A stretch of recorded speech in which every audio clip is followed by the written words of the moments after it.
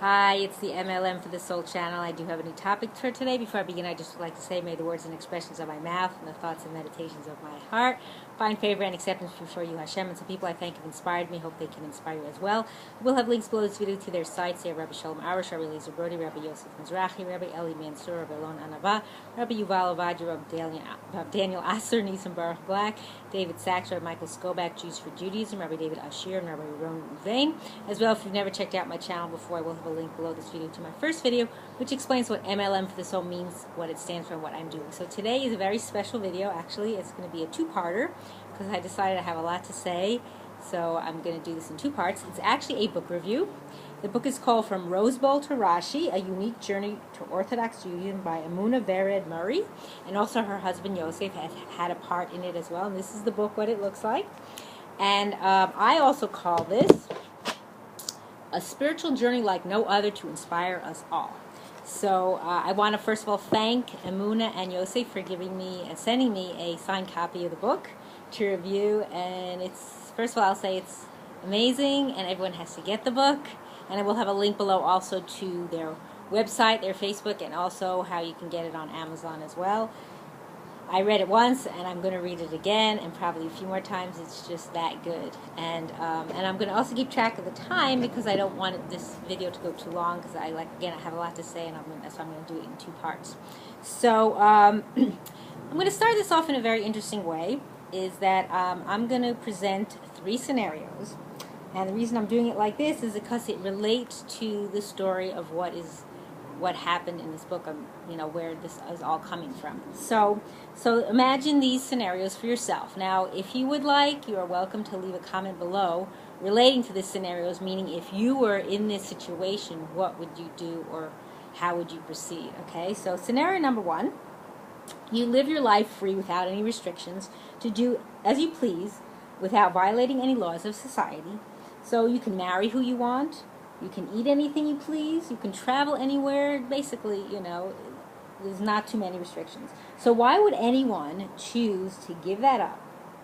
Yes, it's only material satisfaction overall, and maybe you are yearning for more, but you have to deal with a totally new lifestyle filled with obligations, restrictions, laws, rules, can't see what I wrote here. Oh, violations and restrictions on what to eat, where to eat, when you can travel, where you can go.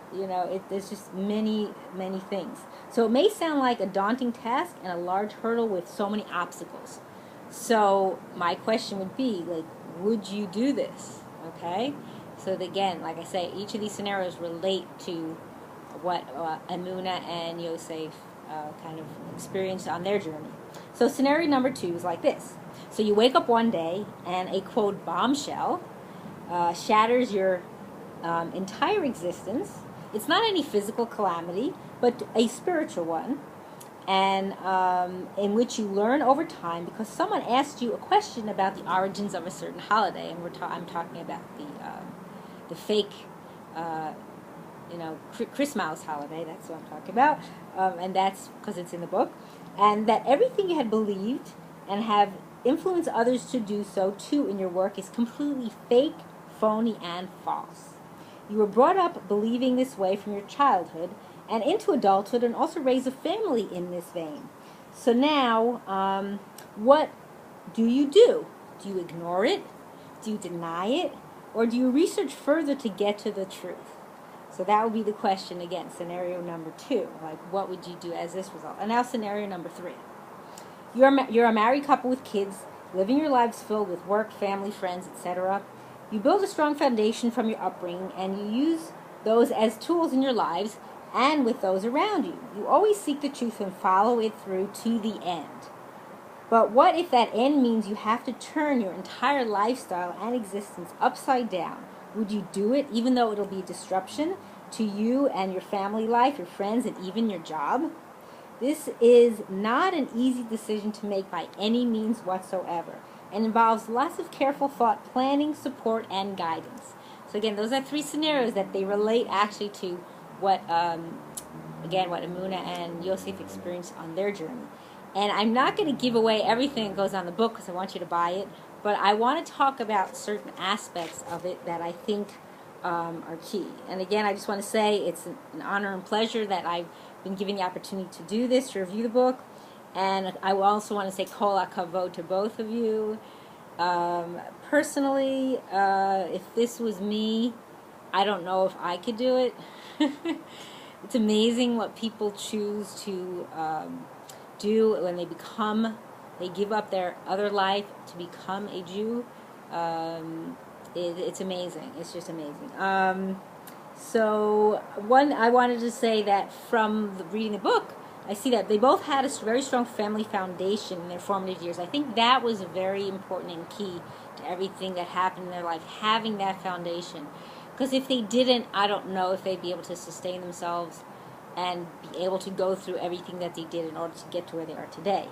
They both also seeked out the truth and always wanted to learn, study, and grow in their knowledge and understanding of their path in life. So that was another important thing, that they really did seek that out. Not everyone would do that. They wanted to know the truth. When someone asked them that question that I mentioned, like, what's the origin of it, and they didn't know, and then they started digging, so to speak, and found out things that they had a hard time believing, especially more for Yosef, because his was a more stronger religious background, foundation that he had, so it was a lot harder for him to let go of a lot of things. Another thing that I found very interesting was that a lot of Jews by choice come already with a former spiritual journey, in either there's in some type of ministry or church involvement. Of course, albeit it's not the truth, as we know what it is, the MS. But just the same, people like, you may have heard of Ahuvah Gray, her former name was Dolores, also the Parisis, you may have heard of them, and there's others, and I'll include their names below so that you can look them up, or you could just go also online and check out, sorry, there's a little pardon the interruption above, as I hear a plane flying overhead as I'm recording this outside. So I'll include some of their names below, some people that you might want to look into, like you might be interested in learning about their stories, which are all fascinating. One thing that was very interesting in the book that I want to bring up, and this is for Emunah and Yosef if they didn't realize it, or maybe they did. So when they went through their actual conversion, it was on the 18th of Adar of 5773, which is the year 2013. And also the intro to the book that she wrote was dated the 18th of Adar, 5778, 2018. So exactly 5 years later. I don't know if she realized that in the book. I just wanted to bring them up. I thought that was like Hashgacha. Hashem was right there. Exactly the day that the conversion, five years later, she has the intro to the book written that she signed. Also, another thing, I read the book from cover to cover. That's how I read. I love things that are inspiring. I read everything. I read the approbations, I read the acknowledgments, I read the front, the back, everything, the front cover, the back cover. And oh, by the way, here's a picture of them if you have never seen. I don't know if I can get close up that you can see it so clearly. So yeah, and probably what I would do myself now is go back and read those approbations or acknowledgments again from the people, because they're talked about in the actual story, and now I could relate to what they said more after reading it. Let's see.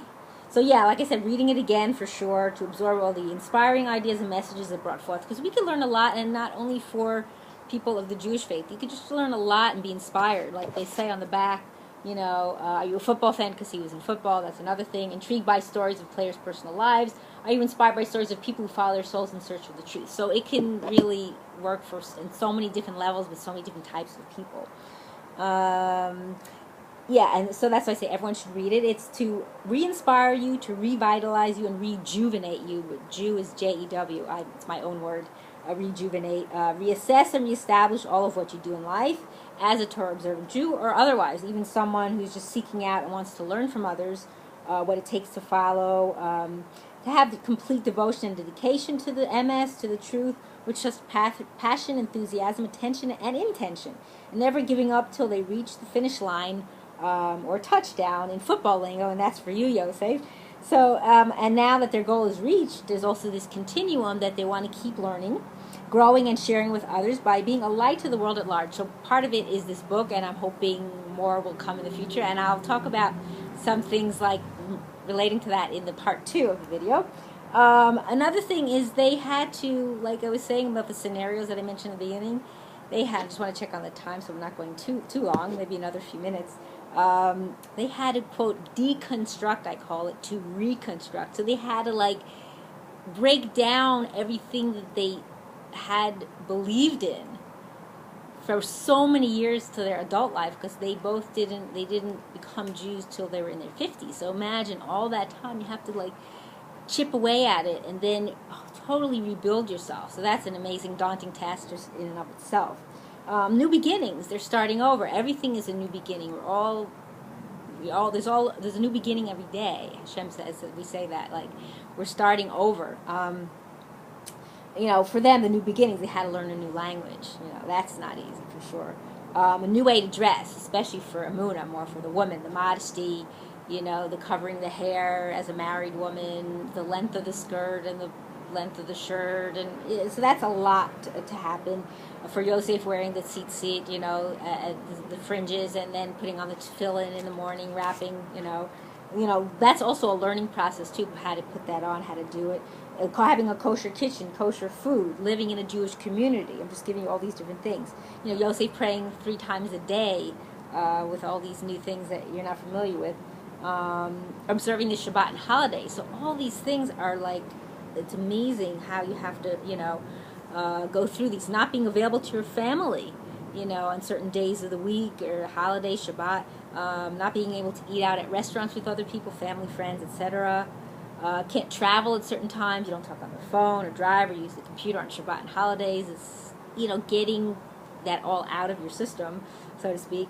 Having to also let certain people in your lives go from the past, or you let them go because they look at you as heretics. Well, that's part of the story where some of the people they were working with in the church, they kind of just said, what you're saying is not what we believe in. We're kind of like, you can't be part of our program or whatever, or here anymore. So all these things, it's not easy, when you have a certain stability in your life and all of a sudden your whole world is turned basically upside down, in a good sense, but still it's very hard and very difficult to have to go through that. So I think that it's just amazing that they achieved that. And again, I'll go back to number 1, strong family foundation. Number 2, they were always seeking the truth.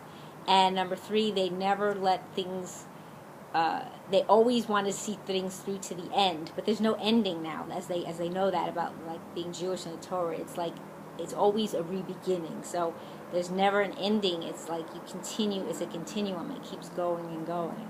And it's amazing what they've accomplished and what they've done, because they actually started their journey before they did convert. I think it was like 10 years before they were already seeking out and started.